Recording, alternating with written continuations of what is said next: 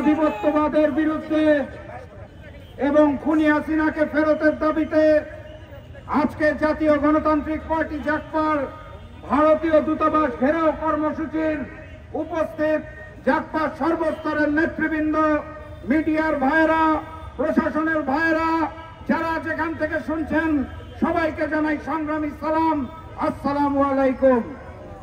সংগ্রামী সাথী এবং বন্ধুগণ, হাজারো শহীদের পরিবার, লক্ষাধিক জুলাই যোদ্ধা, বাংলাদেশের মানুষ, যেই মানুষটার বিচার দেখার জন্য অপেক্ষায় রয়েছে, দেশের মানুষ যার ফাঁসি দেখার জন্য অপেক্ষায় রয়েছে, সেই ফাঁসি শেখ হাসিনাকে রাষ্ট্রীয় মর্যাদায় ওই ভারত 1 বছর ধরে আশ্রয় দিয়ে রেখেছে। এই আশ্রয় চলবে না। আমরা স্পষ্ট ভাষায় জানিয়ে দিতে চাই, ভারতীয় দূতাবাসের মাধ্যমে ওই দিল্লি সরকারকে জানিয়ে দিতে চাই, খুনি হাসিনাকে ফেরত দিতে হবে।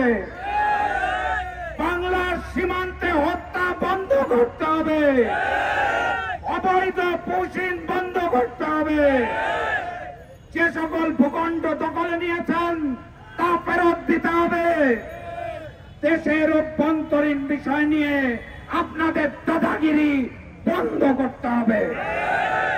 সংগ্রামী সাথী এবং বন্ধুগণ, আমি স্পষ্ট ভাষায় জানিয়ে দিতে চাই, জুলাই গণঅভ্যুত্থানের মাধ্যমে যেই নতুন বাংলাদেশ আমরা পেয়েছি, সেই বাংলাদেশে ভারতীয় আধিপত্যবাদ এবং ভারতীয় আগ্রাসন চলবে না, চলতে দেওয়া হবে না।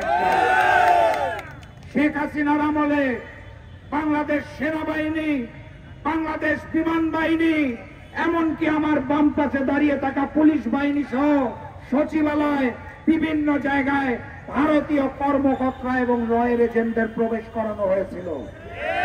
আমরা অত্যন্ত দুঃখের সাথে লক্ষ্য করছি, এখনো প্রশাসনের বিভিন্ন জায়গায় ভারতীয় কর্মকর্তারা, রয়ের এজেন্টরা কর্মরত রয়েছে।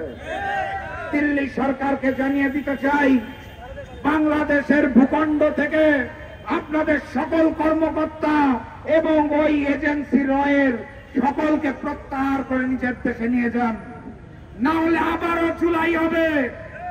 বাংলার শান্তিপ্রিয় মানুষ যদি অশান্ত হয়, শেখ হাসিনা পালানোর পথ পেয়েছে, রয়ের এজেন্টরা পালানোর পথ পাবে, আবারও জুলাই ফিরে আসবে।